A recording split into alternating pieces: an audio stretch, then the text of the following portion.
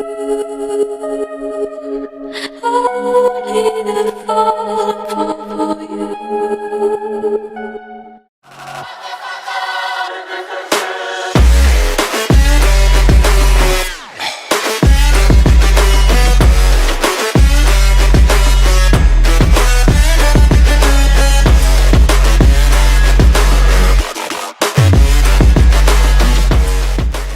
So hello guys, good evening and welcome back to my channel once again. So today's topic for the video will be how to buy second hand bikes. होता क्या है ना guys, अगर आप market में bike लेने जाते हो, मतलब सेकंड हैंड मार्केट में यूजुअली तो होता क्या है ना, डीलर जो होते हैं वो बहुत ज़्यादा स्कैमर्स होते हैं गाइज.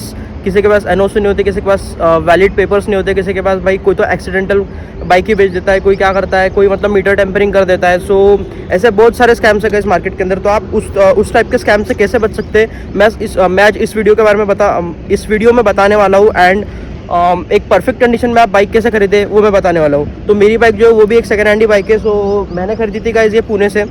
सो गाइज यूजुअली होता क्या है ना, जो स्कैम्स होते हैं वो डीलर के थ्रू होते हैं, कभी ओनर स्कैम नहीं करता. अभी डीलर के थ्रू मैं बोल रहा हूँ, मतलब every dealer is not a scammer, but mostly होता है वो डीलर के थ्रू होता है, क्योंकि डीलर को जो वो बाइक बेचनी है एंड ओनर को हर एक चीज़ के बारे में पता होता है अपने बाइक के, क्योंकि he had ridden that bike and also that's why he know everything about that bike. जो स्कैम्स जो होते हैं वो होते हैं किसके थ्रू, डीलर के थ्रू होते हैं. तो डीलर लोग क्या करते हैं बताएं, कभी मीटर टेम्परिंग कर देते हैं, कभी एक्सीडेंटल बाइक आपको बेचते हैं. एंड शिकार कौन बनता है, जो कस्टमर बनता है. डीलर को तो कोई फर्क नहीं पड़ता, वो तो बाइक आपको कैसे भी चिपका देता है. तो कभी किसी बाइक की चेसिस वेल्डेड होती है, कभी कुछ वेल्डेड होता है, तो होता वही सीन है. तो यार अंकल देख रहे थे गाइस, शर्म आ गई, छोड़ो गाइस. तो कभी होता क्या है ना गाइस, कभी एक्सीडेंटल बाइक बेचता है, कभी किसी बाइक के पेपर नहीं होते, कभी कुछ नहीं होता, कभी कुछ नहीं होता. मीन्स कभी मीटर टेम्परिंग कर देते हैं लोग, कभी कुछ.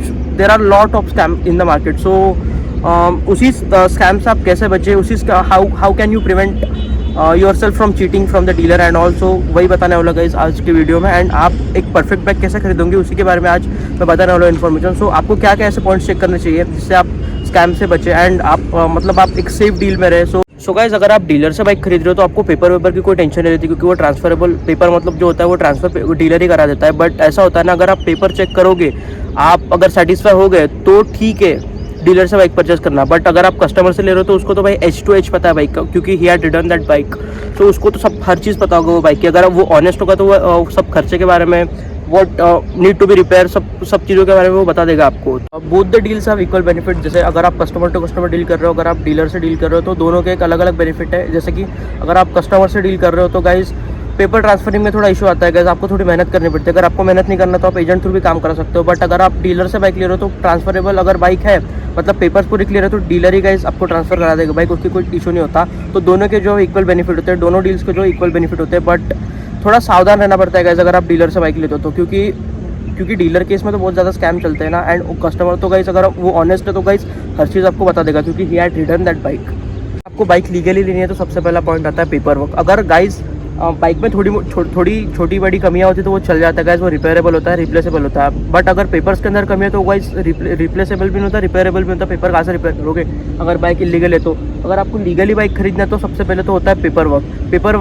पेपर वर्क में अगर आपकी बाइक जो कैश परचेस है, अगर वो कैश पे परचेस की है बाइक, फुल पेमेंट की है, विदाउट एनी फाइनेंस वो बाइक परचेस की, तो आपको सबसे पहले चेक करना है उसकी आरसी. और आज जो आपको सेल कर रहा है बाइक, उसके नाम पे वो आरसी होनी चाहिए एंड वो ट्रांसफरेबल होनी चाहिए. आरसी जो वो ब्लैक लिस्टेड नहीं होनी चाहिए, क्योंकि अगर ब्लैक लिस्टेड आरसी है तो फिर वो ट्रांसफरेबल बाइक नहीं होती है. एंड सबसे मतलब सेकंड इंपॉर्टेंट थिंग बोल सकते हो, इनवॉइस चेक करना आपको बाइक का, एंड चलान चेक करना है आपको बाइक के. क्योंकि सो गाइस, चलान का ऐसा सीन होता है, before the date of sale वो सामने वाले पार्टी के चलान होते हैं, and after the date of sale वो आपके ऊपर चलान आता है. तो चलान आपको चेक करना चाहिए गाइस. अगर चलान भी है बाइक के ऊपर, 3 से ऊपर अगर चलान है बाइक के ऊपर, तो बाइक ट्रांसफरेबल नहीं होती है. तो अगर कैश परचेस बाइक है तो आपको ये 3 चीज़ों का ध्यान रखना चाहिए. एंड अगर बाइक परचेज है फाइनेंस पे, ईएमआई पे, और बाइक के ऊपर लोन है, तो आपको क्या चेक करना है, लोन शुड भी क्लियर. अगर लोन क्लियर है तो अभी आपकी बाइक ट्रांसफर होगी. एंड लोन क्लियर कैसे होता है, मतलब आपको पता कैसे लगे कि लोन क्लियर है, ईएमआई क्लियर है, तो आपको उसके लिए चेक करना पड़ेगा एनओसी आपको मिलती है गाइस फाइनेंस कंपनी की तरफ से. अगर फाइनेंस क्लियर है तो गाइस एनओसी मिलता है आपको, and without NOC guys bike transfer नहीं होती है. तो एनओसी अगर मतलब बाइक फाइनेंस पे अगर बाइक परचेस हो तो बाइक के आरसी पे होगा फाइनेंशियल क्लेम. सपोज ये बाइक जो वो फाइनेंस पे परचेस की थी उस बंदे ने, तो इस बाइक के आरसी के ऊपर था गाइस बजाज फाइनेंस, लेकिन अगर आप इसका नंबर अभी आप आरटीओ या फिर एम परिवहन के ऐप में डाल के देखोगे तो इसके ऊपर अब मेरे पापा का नाम आएगा और ये बाइक जो दिखेगी ऑन कैश दिखेगी, क्योंकि हमने एचपी जो होती है फाइनेंशियर का नाम जो होता है वो मतलब आरसी पे से हटा दिया था, इसलिए गाइस ये जो बाइक है वो ट्रांसफर हो चुकी थी। तो ये था पेपर वर्क के बारे में, this was all about paper work. So इसी टाइप के आपको पेपर वर्क जो वो चेक करना है। सो गाइस मैंने पेपर वर्क के बारे में तो आपको बता दिया है, लेकिन अभी it's time to check the overall condition of the bike. So overall condition in the sense आपको मतलब स्टार्टिंग में तो पता नहीं चलेगा बाइक की हिस्ट्री के बारे में, बट आपको जैसे फर्स्ट इंप्रेशंस होते हैं ना बाइक के, जैसे किसी बाइक के ऊपर देखो मतलब ये बाइक दिख रही है आपको पूरी क्लीन बाइक है, कुछ भी ना स्क्रैचेस है ना कुछ स्क्रैचेस इन द सेंस अगर आप ये स्क्रैचेस को देखोगे तो ये नॉर्मल वेयर एंड टेयर के स्क्रैचेस होते हैं। मतलब ये जो मैंने बाइक लाई थी पुणे से लाई थी तो गाइस वो ट्रांसफर में हो गया था गाइस, मतलब ट्रेन में कुछ ऐसा लग गया था, बट ये जो स्क्रैचेस होते हैं वो नॉर्मल वेयर एंड टेयर के स्क्रैचेस होते हैं। अगर आप एक्सीडेंटल के स्क्रैच देखोगे तो एक्सीडेंटल स्क्रैच बहुत ज़्यादा भयानक होते हैं, एकदम मतलब भयानक तो मतलब एकदम अलग टाइप के स्क्रैचेस होते हैं, वो एकदम घिसे टाइप के स्क्रैचेस होते हैं। बट आपको ओवरऑल मतलब फर्स्ट इंप्रेशन में आपको बाइक क्या चेक करना है, मतलब ऐसे क्लीन दिखे बाइक, एकदम पॉलिश दिखे, मतलब मेंटेन दिखे बाइक। एंड ये देखो फाइबर पार्ट जो तो एकदम ब्लैक दिखे, क्योंकि ये जो फाइबर पार्ट्स होते हैं वो टाइम के साथ जो होता है वो बहुत ज़्यादा वाइट वेट हो जाते हैं, ये मेंटेनेंस मांगते हैं। अगर किसी ने बाइक अच्छे तरीके से मेंटेन किया तो ये जैसे कि वैसे एकदम शोरूम जैसे ब्लैक रहते हैं। देखो मेरे बाइक का तो देखो एकदम मेंटेन मतलब है, तो ये आपको ओवरऑल इंप्रेशन में चेक करना है। ओवरऑल इंप्रेशन में मतलब आपको टायर वायर जैसे देखते हो ना गाइस, अगर आप फर्स्ट नज़र में देखते हो बाइक कैसी है तो मतलब क्लीन दिखे बाइक, कुछ ज़्यादा प्रॉब्लम्स ना दिखे बाइक के अंदर, बस यही तो होता है आपको फर्स्ट इंप्रेशन में चेक करना। तो मतलब एक 360 व्यू ले लो आप बाइक का तो पता ही चल जाता है कि कैसी बाइक है क्या है। देखो स्क्रैचेस वाचेस तो आपको दिखने नहीं चाहिए बाइक के अंदर, स्क्रैचेस इन द सेंस जो वियर एंड टेयर वाले स्क्रैचेस होते हैं वो दिखे तो चलता है, जैसे ये स्क्रैचेस जो होते हैं वो चल जाते हैं, बट जो एक्सीडेंट वाले स्क्रैचेस होते हैं आई थिंक स्क्रीन पे अगर मिल गए मुझे कोई फोटो तो मैं डाल दूंगा। तो ऐसे टाइप के स्क्रैचेस होते हैं जो एक्सीडेंट वाले स्क्रैचेस होते हैं। तो इस बाइक के ऊपर कुछ भी एक्सीडेंट की स्क्रैच नहीं है। फर्स्ट इंप्रेशन में आप चेक भी क्या करोगे, ऐसे नॉर्मल पेंट क्वालिटी देखोगे, ऐसे ये ब्लैक जो फाइबर पार्ट्स है वो ज़्यादा वाइट नहीं होने चाहिए। देखो ये भी कितना ब्लैक पार्ट है, तो पेंट क्वालिटी आप चेक करोगे एंड स्क्रैचेस वैचेस चेक करोगे एंड ये ऑयल सील लीकेज टायर्स वैसे कुछ ऐसा नॉर्मल बेसिक चीज़ें आप चेक कर लो। जैसे फर्स्ट इंप्रेशन में पता चल जाती है ना, जैसे कोई बाइक आती है आप एकदम आते ही बोल देते हो एक से नई बाइक है या फिर पुरानी बाइक है, अगर डल दिखो तो आप पुरानी बोलते हो, अच्छी दिखो तो आप नहीं बोलते हो। तो वैसा कुछ सीन होता है फर्स्ट इंप्रेशन में, आपको तो यही सब चीज़ें चेक करनी है। सो गाइस सेकंड डे आपको चेक क्या करना है, अगर आपने तो फर्स्ट इंप्रेशन देख लिया बाइक के, तो सेकंड डे आपको बाइक का जो इंस्ट्रूमेंट क्लस्टर है वो ऑन करना है। एंड देख सकते हो गाइस इसके अंदर जो है ना ये जो सारे मैलफंक्शंस लाइट है ये बाइक स्टार्ट होने के बाद बंद होनी चाहिए। ये एबीएस का जो लाइट है वो गाइस बाइक चलती है तब बंद हो जाता है, बट ये जो अगर चेक इंजन लाइट आ रहा है तो समझ जाओ गाइस उस बाइक के अंदर कुछ प्रॉब्लम है या फिर इंजन के अंदर कुछ प्रॉब्लम है। तो मैलफंक्शन के जो लाइट्स होते हैं वो आपको चेक करना है फर्स्ट ऑफ ऑल। तो जैसे आप की वगैरह इंसर्ट करते हो तो थोड़े बहुत इलेक्ट्रॉनिक्स चेक करने हैं, जैसे ये जो स्विचेस वाले लाइट होता है ये स्विचेस वाले लाइट्स वगैरह चेक करने हैं आपको, टेल लाइट चेक करना है, इंडिकेटर चेक करना है, ऐसा थोड़े बहुत इलेक्ट्रॉनिक्स जो होते हैं वो चेक करने हैं, क्योंकि मैक्सिमम तो इलेक्ट्रॉनिक्स इसके अंदर आते नहीं, छोटे मोटे इलेक्ट्रॉनिक्स आते हैं, तो आपको वही चेक करना है गाइस।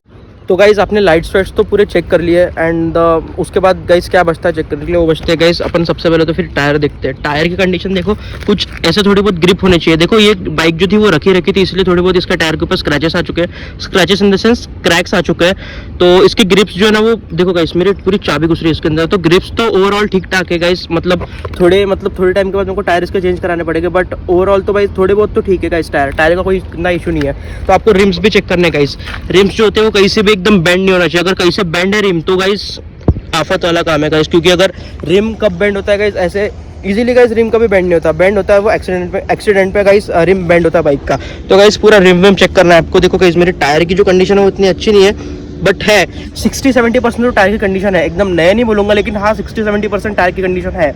तो ऑलमोस्ट आपको ये टायर एंड रिम गाइस आपको चेक करना पड़ेगा सबसे पहले तो टायर, क्योंकि रिम बेंड होता है एक्सीडेंट के टाइम पे। सो जब एक्सीडेंटल बाइक है तभी गाइस आपके रिम जो है वो बेंड दिखेंगे आपको। देन अनदर बेसिक थिंग जो है वो आपको चेक करनी है वो है सस्पेंशन। इसके सस्पेंशन मतलब इसके जो KTM के USD फोक्स होते हैं वो बहुत ज़्यादा जल्दी लीक कर जाते हैं। अभी गाइस मैंने इसका चेंज किए थे दोनों, मतलब कंप्लीट पेयर मैंने चेंज किया था। इसके सस्पेंशन अगर आप चेक कर लोगे तो गाइस आपके लिए बहुत बढ़िया चीज़ होगी, क्योंकि ये भी अच्छा खासा आपका खर्चा करवा देता है। अगर ये सस्पेंशन की जो अगर ये रॉड है अगर वो बेंड है तो गाइस बहुत लंबा खर्चा है, एंड अगर लीक है तो गाइस आप करा लो गाइस, ऐसे क्लियर करा लो, क्योंकि अगर ये इसमें खर्चा आ गया गाइस तो फिर सस्पेंशन आपको पूरे चेंज कराने पड़ेंगे। तो ये भी एक गाइस अच्छा खासा कॉस्ट आपको बियर करना पड़ सकता है, इसलिए सस्पेंशन भी गाइस चेक करो तो वही अच्छी डील है।